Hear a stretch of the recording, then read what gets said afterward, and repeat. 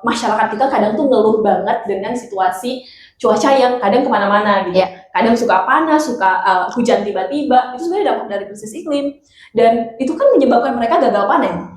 Kadang juga kelangkaan, jadi bikin suatu harga itu naik kan. Iya, supply demand ya, hukum supply demand. Kayak tadi kakak bilang ada asap ya waktu itu. Bener. Kemudian selaku anak muda yang terpapar berkali-kali. Kemudian tergerak kemudian untuk melakukan penyelamatan lingkungan dari pertama menanam pohon. G4 Podcast, Riau Lestari.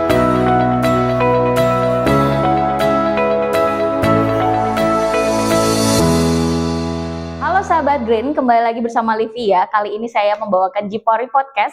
Tentunya tidak hanya saya sendiri. Hari ini kita juga kedatangan co-host dari Bang. Siapa Bang? Lanjut. Saya Fakih Maulana akan bantuin Livia untuk hari ini. Iya, kita akan ngobrol-ngobrol apa hari ini, dan sudah kedatangan juga tamu kita di samping ada Kak Rina Noviana dari Extinction Rebellion Riau. Mungkin boleh sapa-sapa dulu. Hai, sahabat Green. Halo, oke. Nah, sahabat Green, kembali kita ingatkan bahwa pemerintah telah menargetkan Volunet Sink 2030 yang mana menjadi pilar utama untuk net zero emisi ya di Indonesia secara nasional. Dan untuk menjawab kebutuhan tersebut di Riau sendiri sudah ada inisiatif namanya Green for Riau Initiative atau singkatan dari Growing Resilience through Emissions Reductions, Community Empowerment, dan Ecosystem Restoration for Nurturing Future. Tapi disingkat juga dengan Green Riau. Kadang Green for Riau, kadang Green Riau, seperti itu. Dan hari ini kita akan membahas bagaimana sih perspektif anak muda tentang isu-isu penyelamatan iklim. Pastinya sudah kedatangan narasumber kita di samping sini. Mungkin boleh ceritakan langsung ini ya Kak Rina ya, bagaimana kemudian apa ya kakak sendiri sebagai anak muda di Riau kemudian bergerak untuk aksi-aksi iklim di Riau gitu. Silakan. Makasih banyak Kak Livia, Bang Fakih sebelumnya. Ya hai semuanya, sekali lagi kenalin aku Rina. Ya aku dari sebuah gerakan orang muda di Riau gitu ya.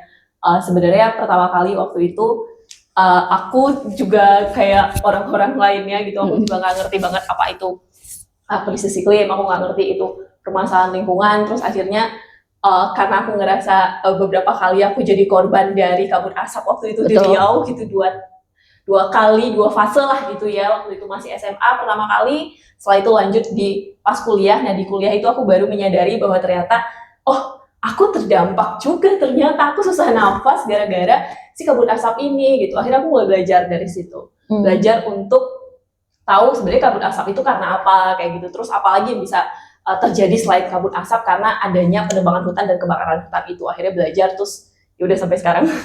Oke, berarti start itu waktu umur berapa sampai sekarang gerakan yang kakak lakukan? Itu aku dari umur berapa ya? Kayaknya 19 tahun ya. Kayak 19 tahun, masih baru-baru banget kuliah. Iya, jadi benar ya Bang ya, narasumber kita hari ini kita kan ngomongin krisis iklim dan bagaimana anak muda berperan di Riau dan menghadirkan Karina. Dari umur 19, waktu itu langkah paling sepele apa yang dimulai untuk bantu lingkungan waktu itu? Kamu bikin apa? Nanam pohon. Menanam pohon? Ya. Dapat pohon dari mana? Mungkin ini terdengar cheesy ya, tapi di luar sana masih banyak. Mau nanam pohon, beli pohonnya di mana? Dan pohon apa? Coba. Iya. Jadi waktu itu paling simple yang aku bisa lakuin karena aku belum terlalu paham apapun gitu ya. Jadi kayak ya udah karena pohonnya banyak ditebang, aku ikut penanaman pohon. Terus kayak aku jadi di kampus itu kan ada organisasi gitu ya. Nah di organisasi itu mereka punya banyak pohon. Pohon apa? Kayak bibit gitu-gitu. Ada bibit tanaman hutan, ada bibit tanaman buah gitu-gitu. Nah akhirnya waktu itu aku bareng teman-teman di kampus memilih untuk kita tanam tanaman buah karena di kampus kayak gitu kan. Jadi ya udah sekecil itu awalnya yang kita lakukan. Terus akhirnya mikir-mikir lagi sampai akhirnya nanam pohon doang ternyata nggak cukup kayak gitu, barulah melakukan banyak hal akhirnya. Oke, berarti concernnya ini sama bagaimana kemudian Green for Riau ini ada karena kayak tadi kakak bilang ada asap ya waktu itu. Bener. Kemudian selaku anak muda yang terpapar berkali-kali. Kemudian tergerak kemudian untuk melakukan penyelamatan lingkungan dari pertama menanam pohon gitu. Jadi memang salah satu kerusakan lingkungan di Riau itu kita bisa bilang masif ya sahabat Green, karena kita juga merasakan yang tinggal di Riau. Dan dengan adanya Green for Riau ini sebagai inisiatif untuk kemudian bagaimana kita merestorasi. Saya mau ke pertanyaan selanjutnya ya, bahwa tadi kita udah bilang gimana sih awalnya kakak kemudian terlibat di sini dan kemudian kita tadi menyampaikan bahwa Kak Rina ini datangnya dari Extinction Rebellion ya, atau kita bisa singkat dengan XR atau gitu ya gerakannya. Nah mungkin boleh singkat cerita ini nih apa sebenarnya gerakan yang dilakukan oleh Kak Rina di organisasi ini. Dan kita garis bawahi ada kata rebelnya. Serebel apa movement yang dilakukan di XR? Oh ini apanya ini? Karena rebel tuh jadi kata keyword, rebel nih anak-anak udah menoleh tuh dengan kata rebellion. Serebel apa? Ceritain dong. Ya, jadi sebenarnya mungkin masih banyak orang yang belum tahu soal Extinction Rebellion itu apa gitu ya, tapi sebenarnya Extinction Rebellion itu hadir di Inggris pertama kali waktu itu tahun 2018, terus akhirnya dibawa ke Indonesia oleh teman-teman yang waktu itu kuliah di Inggris gitu, dibawa ke Indonesia oleh sekitar 5-6 orang waktu itu pertama kali, dan akhirnya mereka ngembangin si Extinction Rebellion ini awalnya hanya dengan model aksi-aksi kayak di mall dan di tempat-tempat publik yang ada di Jakarta kayak gitu, karena mereka memang benar-benar kayak bukan aksi massa, berarti unjuk rasa gitu ya? Bukan aksi massa, jadi lebih ke kayak misal mereka bawa satu spanduk kayak gitu atau apapun yang mereka bikin sendiri. Nah spesialnya Rebel itu mereka bikin sendiri gitu. Jadi bikin sendiri, lukis-lukis lewat kardus atau apa. DIY gitu ya. DIY ya. Nah itu dibawa ke mall atau pakai outfit yang kayak bisa membuat orang tuh ini anak ngapain sih, aneh banget kayak gitu. Jadi kayak beyond gitu lah ya. Iya, yes. Jadi akhirnya itu pertama kali. Nah akhirnya banyak orang suka sama gerakan XR, unik ya kayak gitu, itu rebel banget kayak gitu, dan akhirnya mereka mencoba untuk ngembangin bentuk di beberapa tempat lokal chapter kayak gitu, dan akhirnya aku kenal XR Riau, XR Indonesia waktu itu pertama kalinya aku kenal. Akhirnya aku join beberapa, sempat lama sebenarnya 1 tahun aku join di Extinction Rebellion Indonesia dan tidak berani memutuskan untuk bentuk juga di Riau. Karena ketika aku ngerasa ketika aku bentuk Extinction Rebellion ini di Riau gitu, gerakan sebenarnya Extinction Rebellion itu gerakan kekerasan yang menolak punah kayak gitu dari krisis iklim ya kayak gitu kira-kira gitu. Jadi aku pikir kayak apakah aku bisa ngembangin si XR ini di Riau dengan ngajak semua orang untuk aksi dan menyuarakan soal krisis iklim, itu kayak sebenarnya sulit gitu ya menurutku, sampai sekarang juga masih sulit sebenarnya sih gitu. Tapi aku akhirnya mutusin untuk pas tahun 2023 itu aku mutusin untuk ya udah aku kayaknya perlu, karena Riau tuh nggak ada spesifik gerakan yang benar-benar menyuarakan soal krisis iklim. Yang spesifik, biasa diselip-selip aja tuh ya? Iya, diselip aja. Waktu itu aku belum nemu. Jadi banyak yang lebih banyak sebenarnya komunitas lah ya, komunitas atau NGO gitu ya. NGO itu juga tempatnya bekerja kayak gitu menurutku waktu itu. Jadi kayak kita perlu banget ada sebuah gerakan yang isinya nggak hanya orang muda sebenarnya, isinya bisa siapa aja, tapi kebetulan aja banyaknya orang muda kayak gitu, karena mungkin orang-orang muda yang punya banyak waktu untuk itu gitu. Nah akhirnya ya udah aku bentuk, dan dengan inisiatif itu pikir bahwa Extinction Rebellion ini akan menjadi sebuah wadah buat orang-orang di Riau yang mereka pengen menyuarakan soal krisis iklim, atau mereka-mereka yang resah dengan situasi realita krisis iklim yang ada di diri dia sendiri atau di sekitar kehidupannya sendiri ya kayak gitu. Berarti kalau bisa dilihat XR ini kayak campaign gitu kah atau komunitas, gimana tuh? Gerakan sebenarnya. Gerakan, kita sebutnya gerakan karena sampai sekarang masih gerakan kekerasan gitu. Jadi bisa dibilang mungkin komunitas gitu ya, tapi tidak organisasi karena non hierarki. Dan tadi yang dibilang kayak berarti ada memasukkan unsur-unsur art gitu ya dalam gerakan ini, kemudian diberitahu ke masyarakat. Jadi ibaratnya kita berpenampilan menarik dan eye-catching dulu sama orang, terus orang ini apa ya isunya, kayak gitu nggak? Iya, jadi kalau aku bisa jelasin lagi tuh sebenarnya Extinction Rebellion itu kan non hierarki, jadi kayak kita tuh hanya punya di dalamnya itu namanya working group. Nah, salah satu working groupnya itu adalah art support. Jadi art support itu adalah mereka-mereka yang kerja-kerjanya adalah mensupport aksi-aksi kita para rebel ini dengan kreatif artnya mereka kayak gitu. Makanya contoh misalnya lagi aksi nih, bentuk art support apa yang di dalam grup itu tampilin misalnya? DIY kostum kayak gitu. Apa lagi berikutnya? Gimmick apa kira-kira yang bisa bikin orang menoleh gitu? Biasanya lebih banyak ke metode aksi. Jadi kayak kalau misalnya metode aksi itu di Riau tuh pernah satu kali kita aksi pakai kostum warna pink.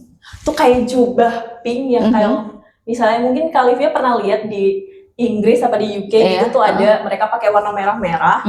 Itu pernah itu kita kayak cobain di Indonesia dengan Siang-siang tuh. siang-siang Oh iya. pakai kostum warna pink itu jubah banget panjang gitu dan pakai topeng warna putih. Brave pink gitu ya. Yes, pakai topeng warna putih terus waktu itu pas peringatan Hari Bumi dan Itu syuting Money Heist. yes. Di Tugu Perjuangan Oh, waktu iya, itu iya, terus iya. habis itu kita bawa kostum terus bawa beberapa yang poster lah ya DIY kita sendiri gambar api-api waktu itu gitu kita bikin bentuk api dari kardus terus habis itu bikin bola bumi semacam memang bener-bener bola kayak yang ada gambar-gambar di situ bumi-bumi kita tuh yang bener-bener rusak-rusak banget kayak gitu terus akhirnya kita bawa tuh di Tugu Perjuangan waktu itu terus tau nggak polisi kan ramai banget ya yang datang ke situ terus mereka kayak nih orang ngapain sih pakai jubah warna pink kayak gini aneh terus kayak ditanya nggak panas deh kayak gitu terus kita kayak diam aja kan terus pas ke aksi kayak mereka berulang kali nanyain itu dan tapi yang menjadi sesuatu kayak spesial bagi aku dan teman-teman itu adalah dengan pakai jubah pink itu orang banyak mampir banyak liatin kita gitu, banyak nanya tapi ya karena kita waktu itu aksinya memang kita diam aja memang kayak lebih ke kita memperagakan apapun yang menurut kita pengen kita sampaikan gitu kan pesan kita fokus pada pesan waktu itu jadi mereka baca tuh semua poster-poster yang kita ini karena mereka nanya kita nggak jawab bahasa Inggris bahasa Indonesia tuh bahasa Indonesia dong. Iya dong. Sejauh ini biasanya kita di Rio bahasa Indonesia. Nah, tadi ngomongin soal banyak orang yang mampir. Soalnya yang aku perhatiin tuh ya, kalau di Indonesia ataupun di Pekanbaru, ranah aktivisme seperti ini tuh teman-teman ada niche-nya, tapi orang-orang yang silent majority itu lebih pengen jadi content creator. Jadi gimana cara teman-teman XR tuh di Riau bersaing sama algoritma? Mungkin pada saat off air tuh rame yang datengin, tapi pas kontennya rame nggak didatengin. Ya. Karena algoritma tuh kebakaran di Panama, oh cepet tuh. Iya betul. Pelakor di mana, cepet tuh. Ini gimana nih XR bisa semenarik itu engagementnya? Gimana caranya?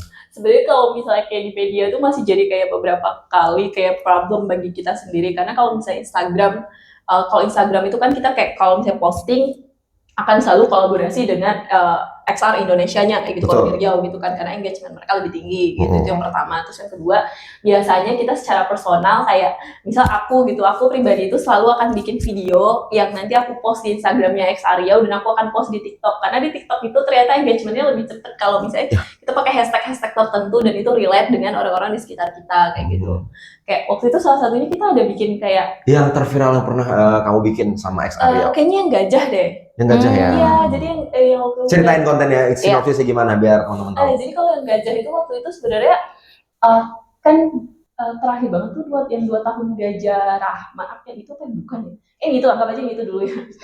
Ya jadi kayak kita tuh bikin konten yang benar-benar kayak nyampein kalau hari ini kita aksi memperingati 2 tahun kematian Gajah Rahman yang benar-benar kayak ini gajah yang kita selalu sebut sebagai Kapten Rahman gitu kan karena kan itu viral banget itu Kapten Rahmannya kan terus ini gajah yang ini Kapten Rahman yang sampai sekarang belum dapat keadilan sesimpel itu sebenarnya tapi tuh banyak yang maksudnya sampai sekarang tuh masih ada muncul komentar-komentar sama waktu itu satu lagi Tyson Milo ya TNTN karena TNTN kan viral terus akhirnya kita juga kayak memanfaatkan itu menghubungi dengan krisis iklim kayak gitu ada satu aksi yang kita bikin waktu itu dine massal ini lebih lucu sih sebenarnya dine massal itu kita bawa air yang warnanya merah gitu kayak pewarna gitu kita bawa terus kita pakai topeng itu terus ada satu orang yang berlagak kayak orang kayak pocong kayak ya orang mati lah kayak gitu orang mati pakai baju serba putih-putih terus ada yang merah-merah jadi kayak kita nunjukin bahwa ini orang-orang mati karena ada krisis iklim. Oh, simulasi ya, seandainya hal buruk itu terjadi gitu. Gitu. Itu juga lumayan naik kontennya karena kita hubungin itu dengan kasus TNTN waktu itu karena kita aksi pas bertepatan dengan TNTN lagi viral banget. Oke. Berarti menariknya adalah ini mungkin angin baru ya untuk bagaimana dunia aktivisme di Riau sendiri ya dengan adanya XR. Saya malah pengen boleh ya masih anak muda nih ya orang-orang muda Riau nih. Nah 30 masih boleh ya? Boleh. 30 nih. Bahkan ada yang 40, 50 juga. Ya nanti aja lah 30. 30 join. Oke. Teman-teman 30 join. Bisa. Kalau yang mau gabung ke XR gimana nih? Gampang banget sebenarnya.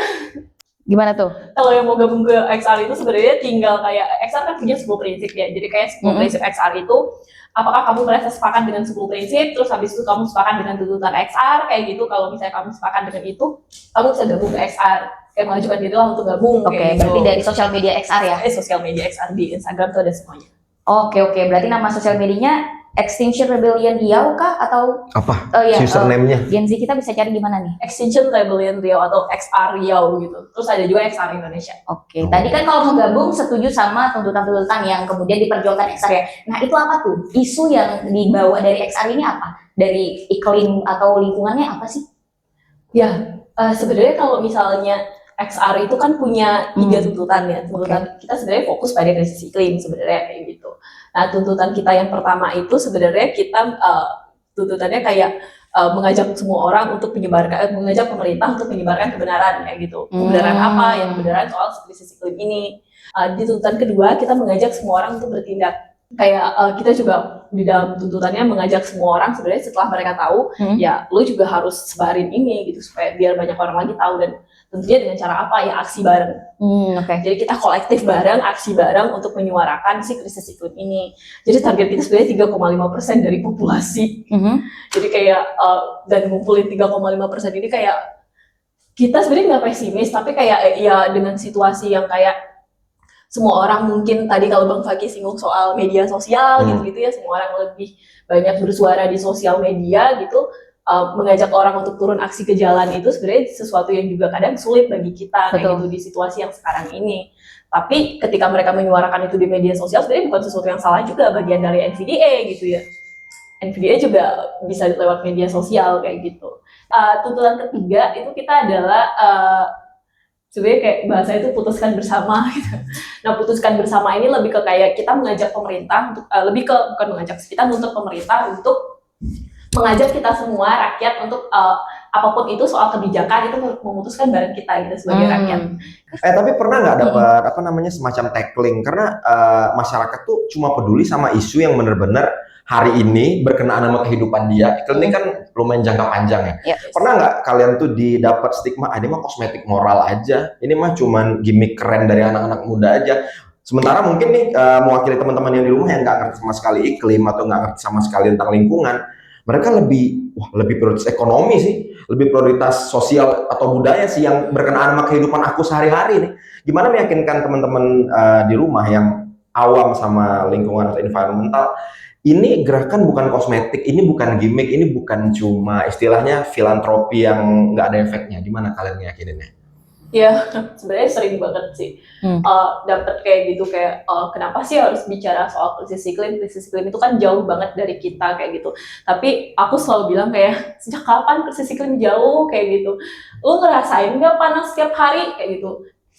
Kita sebagai misalnya itu paling baik itu anak-anak kampus ya, kadang mereka kayak gitu kan, karena mahasiswa kayak gitu. Jadi kayak ngerasain nggak panas di kos-kosan kayak gitu? Aku gitu nanyanya. Karena murah Kak, cuma 200 kosan plafonnya segini, kayak headroom mobil, makanya emang panas. Iya, nggak ada AC gitu kan, kipasnya kecil. Mungkin gini Rina, karena dari kecil, dari kita lahir, kita udah biasa tinggal di kota panas, kita akhirnya memaklumkan, oh memang panas kotanya, tapi itu berarti ada hubungannya sama kerusakan iklim, ada. Iya, jadi kayak ada satu konten kita selalu bilang Pekanbaru tuh panasnya berdengkang gitu-gitu kayak jadi kayak anak-anak Pekanbaru akhirnya terdistract untuk berpikir bahwa Pekanbaru itu memang sudah memang udah panas dari sononya kayak gitu kan, padahal sebenarnya enggak kayak gitu. Coba kita kulas balik, tanya sama orang-orang tua kita dulu kayak gitu, apakah Riau atau apakah negeri ini dulu sepanas itu sesimpel itu sebenarnya. Pertanyaan yang paling mungkin kita bisa tanyakan ke dia kayak gitu, karena kalau misalnya dia nggak paham juga panas sekarang yang suhu Pekanbaru itu bisa sampai 34, 36, 38 itu dianggap normal, udah panas ya. Dan oke lah, sesimpel mungkin yang paling dekat dengan kita akhir-akhir ini gitu, bencana Sumatera kayak gitu. Lu masih mau bilang bencana Sumatera itu sebagai sebuah takdir kayak gitu? Takdir apaan kayak gitu, udah jelas kan semuanya, maksudnya kayak yang hanyut tuh kayu semua akibat penebangan hutan, terus juga hujan yang ekstrim kayak gitu tuh sebenarnya salah satu dampak dari krisis iklim. Kan sebenarnya kalau krisis itu kayak dulu tuh kenapa aku mau menyuarakan krisis iklim, sebenarnya krisis iklim itu kan luas banget ya. Jadi krisis iklim itu dia bisa menyebabkan hujan ekstrim, panas ekstrim, dan juga sebenarnya kalau misalnya tadi Bang Fakih bilang soal krisis sosial, krisis ekonomi, terus juga kesehatan gitu, itu tuh sebenarnya dampak dari krisis iklim tahu gitu. Misal nih, efek bola saljunya mungkin ya. Iya, jadi kayak kita itu sekarang di situasi yang kayak ngerasa kita makin sulit nyari kerja dan lain-lain kayak gitu, atau kayak kondisi ekonomi kita makin gak baik-baik aja kayak gitu. Itu sebenarnya salah satu dampak dari krisis iklim juga. Kayak misal sesimpel di bidang pertanian kayak gitu, di bidang pertanian banyak masyarakat kita kadang tuh ngeluh banget dengan situasi cuaca yang kadang kemana-mana gitu. Kadang suka panas, suka hujan tiba-tiba, itu sebenarnya dampak dari krisis iklim. Dan itu kan menyebabkan mereka gagal panen. Kadang juga kelangkaan, jadi bikin suatu harga itu naik kan. Iya, Misalnya supply demand ya, hukum supply demand. Apa namanya, cabai naik, sayuran naik karena gagal panen. Gitu. Dan itu yang bikin, itu yang terjadi sebenarnya karena dampak oleh krisis iklim tadi gitu. Suhu global itu udah naik gitu, suhu bumi itu udah naik yang akhirnya menyebabkan permukaan air laut kadang juga naik, dan akhirnya panas bisa suka-suka dia sepanas apa gitu, terus juga tiba-tiba bisa hujan. Itu sebenarnya dampak dari krisis iklim yang banyak orang kadang nggak sadarin gitu, dan menganggap bahwa harga cabai yang tiba-tiba mahal itu sesuatu yang normal, padahal ada petani kita yang di sana gagal panen, mereka nggak tahu dan nggak mau peduli itu gitu. Tapi ada pembenaran kayak gini, krisis iklim, perubahan jadi bumi kita makin rusak tuh harga dari peradaban, setuju nggak sih? Karena mau nggak mau kita tuh harus, kita ngomongin iklim, menjaga lingkungan, tapi kita masih terbang, tapi kita masih pakai AI, tapi kita masih tinggi banget waste-nya, nggak zero waste. Itu harga dari sebuah peradaban nggak sih? Tapi kalau mau asri terus kayak dulu, berarti peradaban nggak maju-maju. Gimana menurut teman-teman XR? Kita makanya selalu menggunakan online gitu ya. Jadi kayak kita nggak ketemu, nggak langsung ngelakuin sesuatu, karena kita setidaknya mengurangi emisi gitu dengan berkendara kemana-mana atau dengan terbang kemana-mana kayak gitu. Itu yang kita biasanya sering lakukan. Tapi sebenarnya kalau bicara soal peradaban, lebih bisa dibilang kayak kadang situasi atau kondisi bumi itu, kondisi kehidupan yang sekarang yang serba modern ini kadang juga memaksa kita untuk lakuin itu gitu. Ya, tapi kita menyebut bahwa kita tidak menggunakan secara berlebihan kayak gitu. Pertanyaan lanjutannya adalah, diet apa yang paling terdekat bisa kita lakuin untuk minimalin yang seperti tadi, biar kerusakannya jadi semakin jauh? Tadi kan kita ngomongin soal terbang, soal pakai itu. Apa yang bisa kita diet kira-kira menurut Rina? Mulai hari ini nih, yang bisa teman-teman Sobat Green lakukan juga. Sebenarnya yang paling simpel banget kalau misalnya kita sering ngobrolin sama teman-teman di Riau itu diet plastik kayak gitu. Itu paling simpel kayak gitu ya. Jadi tidak menggunakan plastik sekali pakai gitu. Bukan hanya kantong, tapi kayak jadi kayak semua jenis minuman botol yang dari plastik atau apapun bentuknya, kayak jajanan UMKM gitu-gitu, usaha mungkin kita ngajak orang-orang untuk pakai pakai wadah sendiri lah kayak gitu ya. Iya, aku ada pertanyaan. Tadi kan kamu udah bilang apa nih gerakan XR ini segala macam, dan juga udah nyampein demand bagaimana meminta bahwa pemerintah itu juga jujur bahwa kita sedang terjadi kerusakan dan apa yang kita bisa lakukan bersama gitu ya. Dan aku ngeliatnya bagus kayak gitu ya. Ini tuh bagus banget kalau bisa dilakukan dengan sangat transparan kayak gitu ya, dengan sangat transparan dan benar-benar dilakukan untuk menurunkan emisi kan tadi kayak gitu. Termasuk tata kelola hutan, misalnya mengurangi deforestasi pastinya gitu. Dan kalau aku bukan mengurangi sih, zero deforestasi harusnya Riau. Mudah-mudahan ya. Riau harusnya zero deforestasi dengan adanya Green for Riau. Karena kita udah ngurusin soal tata kelola hutan dan lain-lain kayak gitu ya. Seharusnya juga tidak ada lagi penebangan hutan, karena sampai sekarang juga sebenarnya masih banyak banget penebangan hutan, dan bahkan kayaknya lagi ada kebakaran hutan di Riau gitu sekarang gitu kan. Inisiatif ini sebenarnya bagus ketika dia akan lebih bagus ketika dia melibatkan orang-orang muda. Menurutku, karena orang-orang muda itu penting juga dilibatkan dalam situasi-situasi apapun yang mereka lakukan dalam mendiskusikan tentang keberlanjutan hutan di Riau. Keberlanjutan hutan di Riau itu nggak bisa kalau tidak melibatin kita, karena kita ini sebenarnya sebagai penerus bangsa gitu ya. Betul. Jadi kayak kalau misalnya kita dilibatin, setidaknya kita punya perspektif sendiri gitu.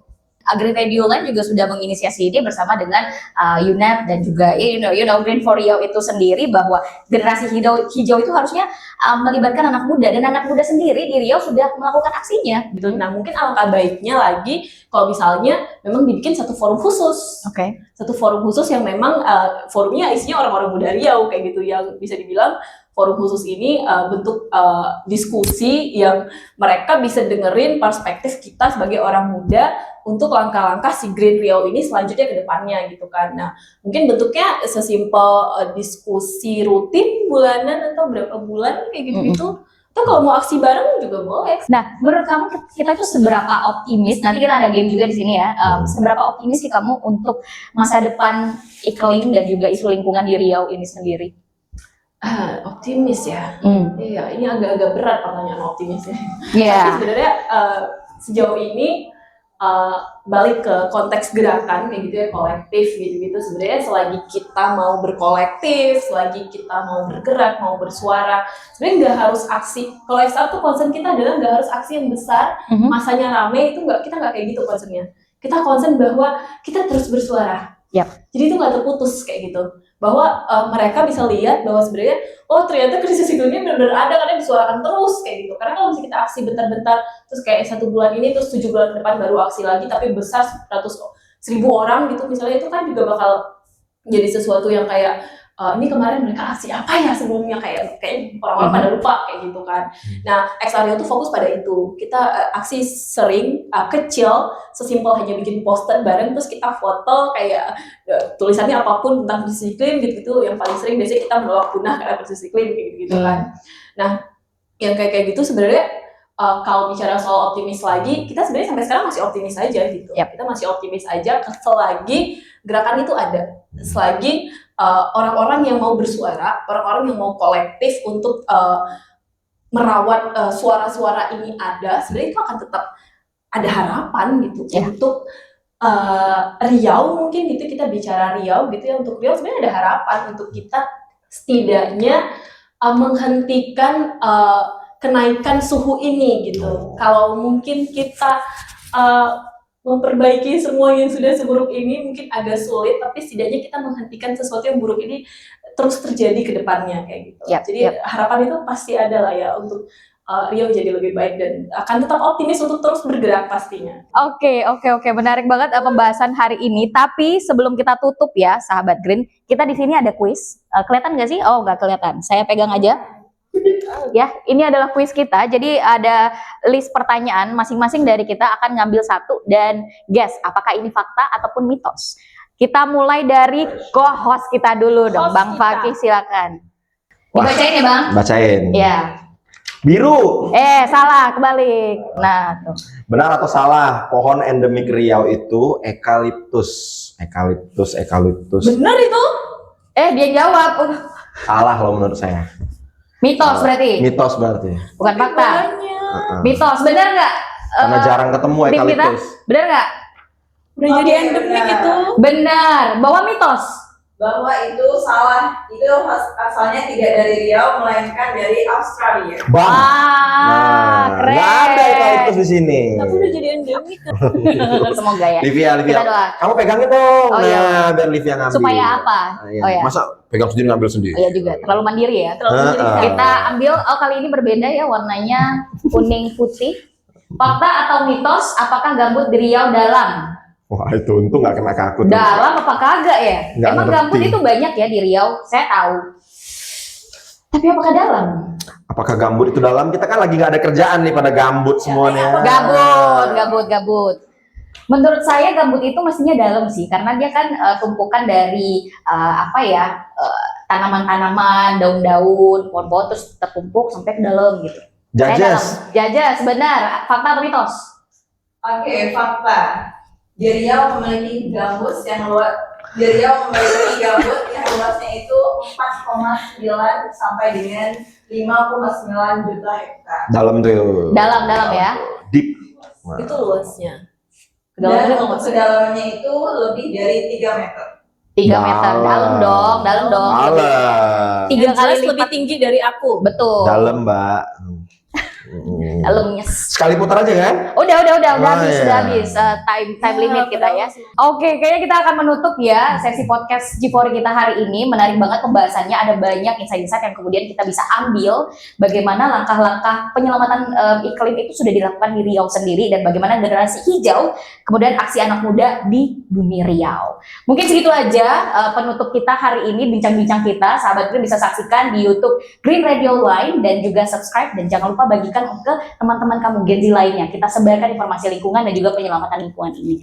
Terima kasih banyak sudah menyaksikan. See you on the next video of Green Radio Line Beyond the Limit. G4 Podcast Riau Lestari.